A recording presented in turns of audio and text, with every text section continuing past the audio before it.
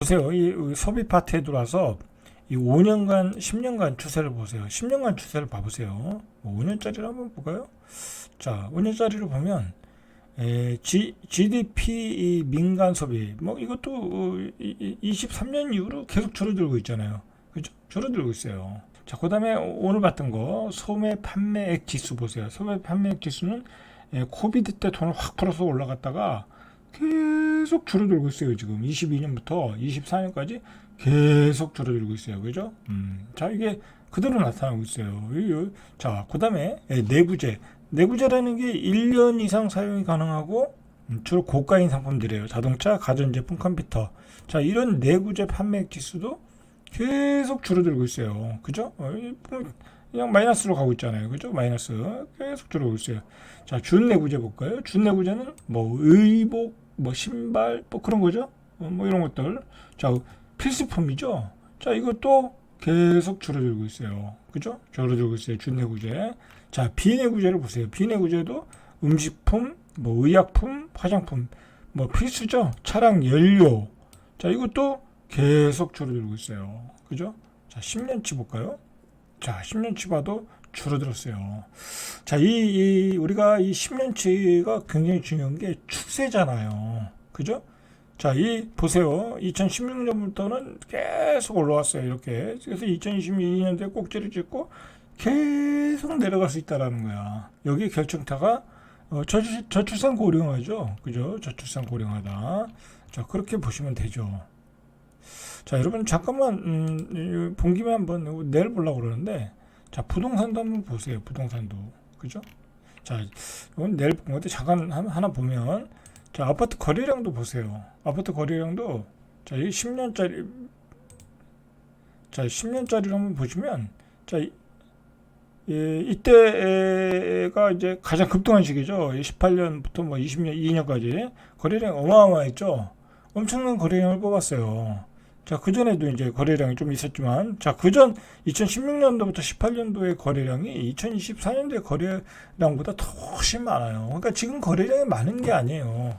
자, 이번 거래량도 역시 많지 않은 거래량으로 가격을 올렸다. 거품이 많이 꼈다라는 거죠. 그죠? 자, 그렇게 보셔야 돼요. 역시 내수의 침체 원인은 고물가 고금리. 현금을 너무 많이 푼 거죠. 잠깐 볼까요? 현금을 얼마나 많이 풀었나 좀 보실 필요가 있어요. 자, 잠깐만 볼까요? 금리도 보세요. 금리도 보시면, 자, 2016년도에 2.0 기준금리 기준으로, 자, 금리가 이렇게 올라왔어요. 3.5 정도. 이때 이제 코비드 때는 낮아진 거고, 평균 2016년 2.0인데 3.5. 자, 그러니까 우리는 이자 비용으로 어마어마한 돈을 내고 있어요. 소비가 되겠어요? 안 되겠죠? 그죠? 안 되는 거예요. 자, 그 다음에 이거 한번 보세요. 이거 통화량을 보세요. 통화량을 보면, 자, 10년치 한번 보세요. 10년치 맥스를 볼까요? 자, 통화량이 이렇게 늘어났어요. 그죠? 2015년도 기준으로 광의 통화량이 2109인데 2109. 그죠? 지금 얼마인가 보세요. 2배 늘었어요. 2배. 거의 2배 늘었어요. 통화량이 15년, 한 10년 사이에 2배 늘어났다. 자, 그게 어떻게 왜 늘어났겠어요? 대출을 많이 풀었기 때문에 늘어난 거예요. 그죠? 대출을 많이 풀었으면 그 돈을 우리가 집을 샀는데 결국은 우리가 대출 받았다는 건 이자를 내야 되는 거니까 이자 비용으로 많은 돈을 내고 있다라는 거예요. 그죠? 그러니까 당연히 소비가 줄어들고 우리는 이제 새로운 상품을 안 사고 다 당근마켓에서 사고 있는 거예요. 그래서 그죠? 그렇게 보시면 된다는 거죠. 자, 이건 내일 다시 하고. 그래서 전체적으로 이 경기가 안 좋은데 이 소비 외에 또 내수 경기를 가늠할 수 있는 투자 부분이 있다고 하면 건설이죠. 자, 건설도 올해 2분기에 마이너스 3.0, 3분기 마이너스 8.8 계속 마이너스를 보여주고 있다는 거예요. 안 산다는 거죠. 그죠? 져서 팔아야 되는데 내수가 안 좋은데 누가 사겠어요. 그죠? 새도 안 나가는데. 자, 이런 것들이 안 좋다. 자, 결국은 기업들이 어떻게 되겠어요? 구조조정으로 대응을 할 수밖에 없죠. 그 사람들은 멀리 내다보고 이 기업 경영을 하는 사람들이잖아요. 그리고 다 분석을 했을 거고. 자, 이게 장기적으로 안 좋을 것이다. 그죠? 그리고 우리는 장기적으로 생존할 수 있는 방법이 뭘까 고민하겠죠. 자, 그게 기업들 구조조정이죠. 그래서 이런 기업들 구조조정을 시작한 거고, 여러분들 지금 내년에는 더 많은 인원이 구조조정 될 거예요. 그리고 지금 나오는 얘기가 KT의 구조조정을 지금 재계에서 많이 여러 가지 시각을 놓고 보고 있거든요. KT가 지금 4분의 1을 전체 인원의 4분의 1을 구조조정 또는 아웃소싱 하고 있어요. 자, 그게 성공을 한다고 하면 다른 기업들도 이제 아웃소싱이나 구조조정 들고 나올 수밖에 없어요. 자, 여러분 아웃소싱 되면은 그냥 이 회사가 분리되는 거예요. 조그만 뭐 자회사라고 하지만 없어질 수 있는 회사들이잖아요. 자, 그렇게 바뀌고 있다라는 거예요. 기업 환경이. 그죠? 자, 그리고 세계의 주변 환경이 지금 우리에게 유리한 조건들이 다 사라졌어요. 이 세계화가 다 깨졌잖아요. 그죠? 러시아 우크라이나 전쟁으로. 그리고 뭐 트럼프 같은 사람들의 어떤 득세. 그죠? 그리고 예전 같지 않은 우리 상품 경쟁력. 그죠? 우리나라 뭐 지금 중국에다가 팔아먹을 수 있는 게 별로 없잖아요. 그리고 중국이 우리나라 시장을 침범하고 있고. 그죠? 그 다음에 반도체, 삼성전자가 이제 예전 같지 않잖아요. 하이닉스의 커다란 그 성과도 있었지만 지금 삼성전자가 힘을 못 쓰고 있잖아요. 그죠? 그리고 어차피 우리는 제조 공장의 역할밖에 못 하는 거잖아요. 반도체 시장이나 AI에서. 근데 그나마 그것도 반쪽아리밖에 안 되고 있다라는 거잖아요. 자, 그래서 지금 상저하저, 그죠? 연중 내내 성장률이 지체되고 있다. 그래서 성장률 쇼크 2%대 초반. 자, 이렇게 계속 가면 그냥 저성장으로 가는 거죠. 자, 올해 1분기에 GDP 성장률이 1.3, 2분기에 마이너스 0.2, 3분기 0.1. 그죠? 이제 2%도 안 나오겠죠? 그죠? 자, 이제 연말로 갈수록 쇼크가 오겠죠? 상저하죠. 그죠? 상저하죠. 자, 그러니까, 기업들이 돈을 못 벌어. 자영업자가 돈을 못 벌어. 세수가 안 들어오겠죠? 그죠? 세수가 안 들어오는 거예요.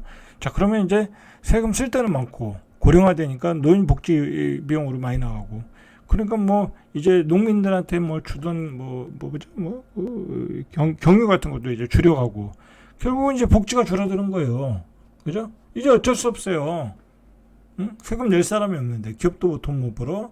뭐 그다음에 사람들도 직장에서 쫓겨나. 그죠? 자영업자도 돈 못 벌어. 이제 어쩔 수 없어요. 그죠? 이제 스스로 생존해 나가는 수밖에 없어요. 자, 스스로 생존해 나가려면 어떻게 되겠어요? 절약을 해야죠. 그죠? 이제 100만 원 쓰던 거 50만 원 쓰면서 절약을 하는 수밖에 없어요. 그럼 어떻게 했어요? 경기가 부진해지는 거죠. 그리고 빚이 없어야 되는 거죠. 이제 무리해서 집 사면 이제 망하는 시대가 온 거예요. 그죠? 무리해서 이제 아주 특별한 뭐 입지, 뭐 아주 탁월한 입지 아니면 이제 집값이 안 올라요. 그죠? 이제 뭐 경기도 외곽 지방 그런데 그렇게 살 여력 자체가 없어요. 여력 자체가 없다. 그리고 수요가 없어요. 수요가. 자, 8월 들어 상승세를 보였던 생산과 소비가 9월 들어 다 마이너스.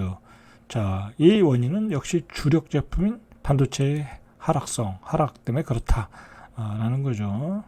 자, 실제로 정부가 당초 올해 367조 3천억 정도를 세금을 거둘 수 있을 것으로 예상했는데 7월까지 세금이 208조, 연말 기준으로는 30조 원의 결손. 그래서 이제 청약 통장까지 깨야 된다. 뭐 그런 얘기가 나오잖아요. 그래서 8월 기준으로 보니까 84조 2천억. 비상 걸린 거죠. 그죠? 비상 걸린 거예요. 여러분, 이러면 비상 걸린 거예요. 그러면 딴 데서 계속 땡겨 와야 되는 거예요. 그죠? 세금이 안 들어온다는데. 그죠? 나가는 돈은 똑같고, 세금은 안 들어온다. 이제 나가는 돈을 줄일 수밖에 없는 거죠. 자, 법인세가 안 들어오고, 그죠? 통합 재정 지수는 50조 4천억 적자, 관리 재정 지수는 84조 2천억 적자. 근데 지출은 증가폭이 전년 대비 21조가 늘어나서 447조. 물가가 올랐으니까. 그죠? 이제 국가에서 뭐 짓는 뭐 여러 가지 건물들도 물가가 올랐을 거 아니에요. 집행해야 될 돈이 더 많을 거 아니에요. 그죠? 참 국가가 난리예요. 그죠? 힘들어졌어요. 이 정치도 어려워졌고, 국제 정세도 굉장히 외교적으로 우리가 중립 지키기도 좀 어려운 상황이고, 그죠? 그런 데다가 계속 이상한 사건들이 자꾸 나오고. 자, 결론은 세수부죠. 그죠? 그러니까, 이거 한국도 이 체력이 좋지 않다. 그죠? 좀 부실해진다 하면 환율이 폭등하는 거예요. 그죠? 우리 원화 가치가 떨어지는 거죠.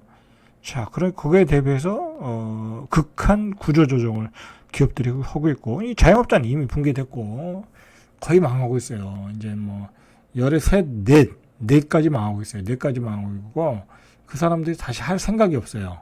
그러니까 상가 좋은 자리 나가도 공실이야, 공실. 자, 취업도 당연히 안 되겠죠. 그죠? 자리가 없는데 취업이 되겠어요? 좋은 자리는 없어요. 그러니까 이게 시대를 잘 읽어야 돼요. 이게 앞으로 이런 시대예요. 이런 시대가 장기적으로 가는 거야. 복지도 줄어들고, 그죠? 물가도 폭등하고, 직장에서 잘리고, 자영업은 망하고, 그 다음에 취업도 안 되고, 저출산 고령화는 급격하게 몰려오고 있고, 앞으로 이런 시대다. 그죠? 이런 시대에 왕창 빚을 낸다. 빚을 내서 투자를 한다, 집을 산다.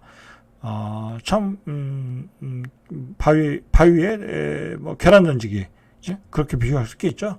그죠? 대비하셔야 된다. 그죠? 이제는 소비를 줄이고, 우리도 소비를 줄이고, 빚이 많으면 부채를 갚고, 그리고 가치가 떨어질 것 같은 부동산들은 다 정리하고, 그죠? 정리하고, 그렇게 우리도 우리 스스로도 구조 조정을 해야 될 시기가 왔다. 그리고 지금은 여러 가지 상황으로 보면 IMF보다 더 힘들다. 왜? 우리가 IMF 때는 소비를 안 하고, 그죠? 절약하면서 살 수 있는 어떤 그 생활 습관이 돼 있어요. 근데 여러분 지금 그럴 수 있어요? 그렇게 못해요. 아파트 6억짜리 전세 살다가 3억짜리로 갈 수 있겠어요? 자, 외곽으로 갈 수 있겠어요? 못 가죠, 애들 때문에. 그리고 애들 학원 끊을 수 있겠어요? 그렇게 못 하잖아요. 그죠? 먹는 거 줄일 수 있겠어요? 그렇게 못 하잖아요. 그러니까 더 힘든 시대가 오는 거예요. 그러니까 상황이 더 어려워지면 더 많은 자살들을 하고 포기하는 사람들이 나오는 거예요. 절대 그러지 말아야 되지만, 그죠?